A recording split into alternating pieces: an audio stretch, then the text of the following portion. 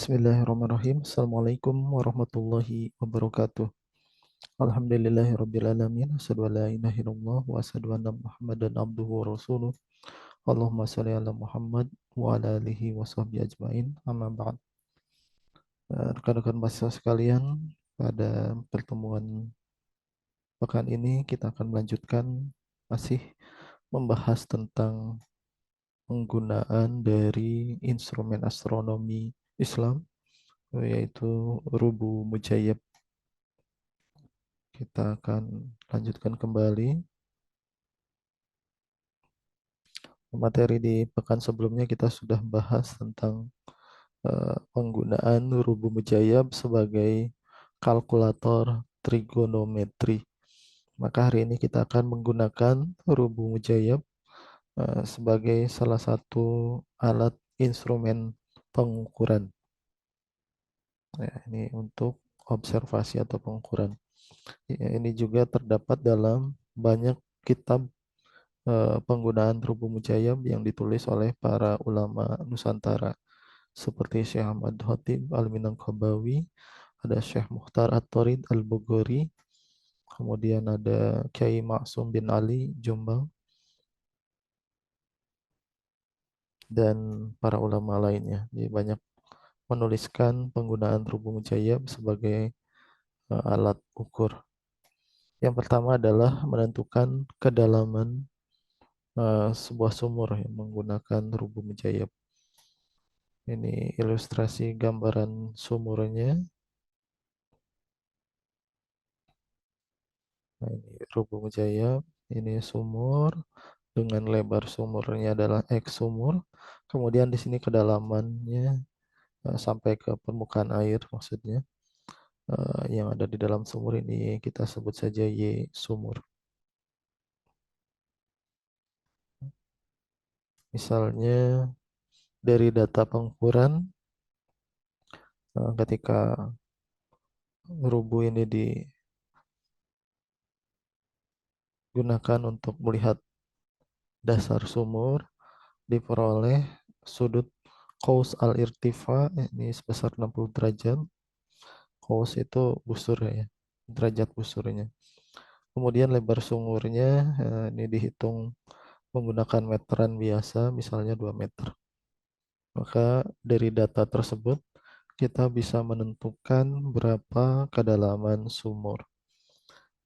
Dari asit ini dari rubu mujayyab sudut sin 60, ini menunjukkan angka 52. Kemudian kosinusnya jaib at-tamam untuk 60 derajat adalah 30.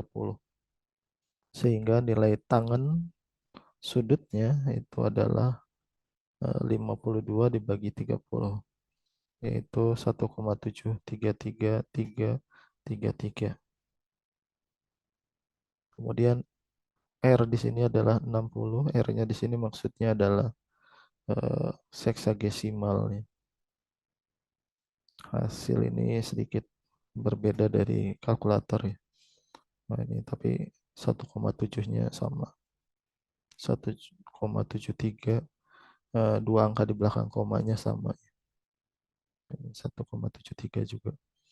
Kemudian untuk menghitung kedalaman sumurnya sendiri, nah ini kita bisa peroleh dari formulasi tangen theta adalah Y sumur dibagi X sumur. Y sumurnya sendiri adalah X sumur dikali dengan tangen theta. Nah, sehingga kalau tangen tetanya tadi sudah dapat 1,73333, tinggal dikali saja dengan lebar sumur, yaitu 2, sehingga kita akan peroleh 3,466666 meter. Ini adalah kedalaman sumurnya. Kalau pakai kalkulator modern ini kita akan dapatkan 3,46. Jadi dua angka di belakang komanya hampir sama ya dengan perhitungan rubu mujayyab. Ini adalah untuk mengukur kedalaman sumur. Kemudian di dalam kitab para ulama juga disebutkan cara penggunaan rubu mujayyab untuk menghitung lebar sebuah sungai. Karena zaman dulu orang eh, mengukurnya dengan menggunakan rubuh mujayab sebelum ada alat ukur modern. Nah, ini misalnya ada seorang pengamat berdiri di tepi sungai dengan membawa rubuh mujayab untuk mengukur lebar sungai. Jika diketahui tepi seberang sungai dapat teramati pada kaus al-irtifa atau busur sudut menunjukkan angka 30 derajat dan posisi rubuhnya berada pada ketinggian 1,5 karena rubuh mujayabnya diangkat di bawah oleh orang yang tingginya sekian ya. Di atas tanah maka lebar sungai dapat ditentukan sebagai berikut. Ini contohnya, ini ketinggian rubuh dari dasar ujung sungainya ini 1,5 meter misalnya. Kemudian sudut yang diketahui tadi 30 derajat. Nah, yang kita akan cari adalah lebar sungai atau X sungai. Ya, caranya sama seperti mengukur kedalaman. Dari sudut 30 itu kita tentukan dulu Y rubuhnya pada sheet ini yaitu 30. Kemudian cos 30-nya di sini angka 52. Kemudian kita tentukan sudut tangannya yaitu 30 dibagi 52. Hasilnya adalah 0,576923. Nah, ini juga berbeda sedikit dari perhitungan kalkulator. Nah, maka untuk menentukan lebar sungai X dari rumus tangen theta Y per X, Y rubuh dibagi X sungai, maka X sungai kita akan peroleh yaitu ketinggian rubuh tadi, ketinggian posisi rubuh dari tanah 1,5 meter, kemudian dibagi dengan tangen sudut eh, cos al irtifa yang 30 derajat. Nah, sehingga kita akan peroleh lebar sungainya adalah 2,6 meter. Itu penggunaan rubuh mujayab untuk mengukur lebar sungai. Kemudian ada metode rubuh mujayab untuk menentukan ketinggian sebuah gunung tanpa kita harus mendaki atau menembus gunung tersebut ya. Ya, caranya adalah ini ilustrasinya. Uh, ini ada dua posisi, di posisi pertama dan posisi kedua. Jadi di posisi pertama, seorang pengamat, observer, melakukan pengamatan sudut eh, puncak gunung. Nah, ini nanti diperoleh peta 1 dengan rubuh mujayabnya. Kemudian dia bergeser mendekati gunung. Kemudian dia ukur lagi. Ini pergeserannya ini sejauh D. Kemudian dia ukur lagi sudut ketinggian gunung ini terhadap dirinya, yaitu terhadap horizontal, diperoleh theta 2. Nah, dari theta 1, theta 2, dan jarak perpindahan pengamat dari kondisi pertama ke kondisi kedua, yaitu D, kita bisa akan peroleh berapa ketinggian gunung. Ya, tentu nanti ketinggian gunungnya ditambahkan dengan ketinggian pengamat ya, karena di sini ada pengamat juga, tinggi pengamat mempengaruhi. Walaupun tidak signifikan kalau dibandingkan dengan ketinggian gunungnya. Nah, ini sebuah contoh, misalnya di pengamatan pertama eh, terdeteksi oleh rubuh mujayab ketinggian gunung itu puncaknya sudutnya adalah 55 terhadap horizontal. Kemudian orang itu berjalan mendekati gunung sejauh 100 meter. Kemudian mengukur kembali dengan rumus jaya diperoleh sudut 60 derajat pada pengukuran kedua. Nah, ini rumusnya. Yang pertama adalah kita mencari tangan untuk pengamatan pertama. Tangannya adalah tangan 55 ya. Pada asit ini sudut 55 derajat itu memotong garis asit ini di 49. Sedangkan untuk kosinus 55 memotong jaib atamam di 34,5. Sehingga tangannya adalah 49 dibagi 34,5. Diperoleh tangan 55 derajat jika menggunakan rubuh jaya adalah 1,420289855. Kalau menggunakan kalkulator ini 1,428148007. Kemudian di pengamatan kedua yaitu diperoleh sudut 60. Nah, kita cari sinusnya dari 60 pada rubu yaitu memotong di angka 52 dan pada kosinus 60 memotong di angka 30. Sehingga kita peroleh, ini maaf nih salah ya. Ini tangen 60 maksudnya. Tangen 60 adalah 52 per 30. Sehingga diperoleh angka 1,73333 sekian. Ini berbeda sedikit dengan hasil kalkulator yaitu 1,732050808 di angka ketiga di belakang koma baru berbeda. Nah, kemudian kita bisa mengukur ketinggian gunungnya sekarang. Jadi tangen theta 1 berdasarkan gambar tangen theta 1 ini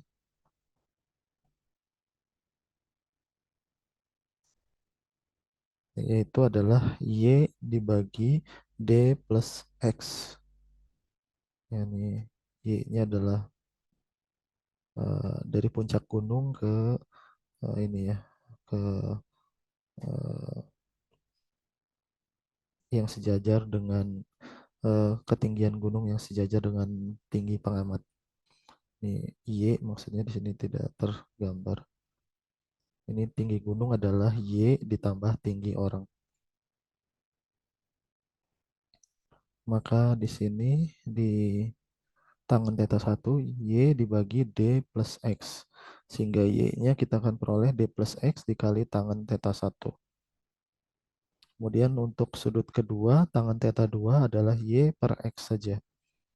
Ini kalau dilihat dari gambarnya, theta 2 adalah Y itu adalah tinggi gunung dikurangi tinggi orang.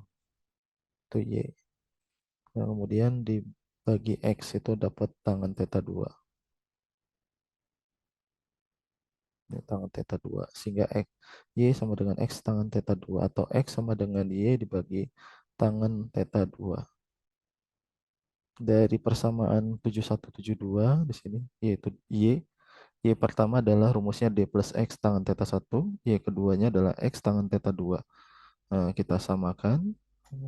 D plus X tangen theta 1 sama dengan X tangen theta 2. Sehingga nanti diperoleh D tangen theta 1 sama dengan X dalam kurung tangen theta 2 dikurangi tangen theta 1. Nah, jika X-nya adalah Y dibagi tangen theta 2, maka D tangen theta 1 sama dengan Y dibagi tangen theta 2 dikali tangen theta 2 dikurangi tangen theta 1. Nah, sehingga Y-nya sendiri, kalau kita cari Y atau ketinggian gunung dikurangi tinggi orang, Y adalah ketinggian gunung dikurangi tinggi orang, maksudnya Y. Yaitu D tangen theta 1 dikali tangen theta 2 dibagi tangen theta 2 dikurangi tangen theta 1. Tinggi gunungnya sendiri adalah tinggi orang ditambah dengan Y. Nah, kalau kita dari contoh itu, misalnya theta 1 55, theta 2 60, D-nya 100, tinggi pengamat atau orangnya 170, maka kita akan cari Y terlebih dahulu. Y-nya adalah D tangen theta 1 dikali tangen theta 2 dibagi tangen theta 2 dikurangi tangen theta 1. Sehingga diperoleh Y-nya 786,4197531 meter. Sehingga tinggi gunung adalah tinggi orang 1,7 meter ditambah Y sehingga diperoleh 788,1197531 meter. Kalau kita gunakan kalkulator saintifik, ini diperoleh nilai yang berbeda ya, yaitu Y-nya 813,9526525 sehingga tinggi gunungnya adalah 815,65265525. Jadi ada selisih perbedaan antara perhitungan menggunakan rubung jayab dan kalkulator saintifik. Tentu ini disebabkan karena akurasi dari rubung jayab masih kurang ya, karena dalam perhitungan sinus, kosinus, tangen Nah, itu masih ada faktor koreksinya. Sehingga apabila dikali-kalikan, nanti koreksi itu akan semakin besar selisihnya. Ya, tapi untuk generasi pendahulu kita, para ulama terdahulu, angka selisih seperti ini masih cukup akurat. Kemudian menentukan jarak objek. Ini, ini juga ada dalam kitab. Misalnya ini menentukan seorang pengamat melihat puncak Monas yang sudah diketahui ketinggiannya yaitu 132 meter. Jadi ingin mengetahui jarak pengamat terhadap objek jika ketinggian objeknya diketahui. Nah, misalnya tinggi Monas 132 meter. Kemudian pengamat tersebut menggunakan rumus jaya untuk mengamati puncak Monas pada sudut 30 derajat. Posisi Rubu Mujayyabnya ada di 1,5 meter dari tanah. Kalau diilustrasikan seperti ini, tinggi Monasnya tadi 132, kemudian tinggi Rubu Mujayyab dari tanahnya 1,5, sudutnya 30. Maka kita langkah pertama adalah mencari tangen dari 30, yaitu kita cari sinus 30 ya, pada rubu yaitu 30, kosinus 30 yaitu 52 dalam satuan seksagesimal ya, nanti dibagi 60. Atau kalau tangennya adalah 30 bagi 52. Dari nilai tangen ini kita akan mencari jarak objek terhadap Monas, yaitu tangen tetanya sendiri adalah tinggi Monas dikurangi ketinggian rubu dibagi X objek. Sehingga X objeknya adalah tinggi Monas dikurangi ketinggian rubu dibagi tangan rubu mujayyab atau tangan kausal irtifanya. Di sini 132 kurangi 1,5 dibagi 0,57, 6923. Diperoleh 226,2 meter. Ini berbeda sedikit dengan perhitungan menggunakan kalkulator, yaitu 226,03 kalau menggunakan kalkulator.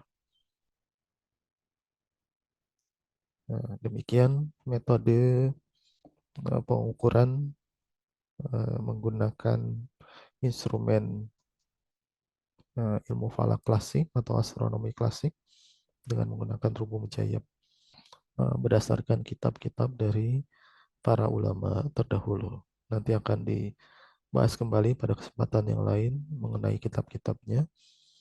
Kita cukupkan dengan hamdalah. Alhamdulillah. Assalamualaikum warahmatullahi wabarakatuh.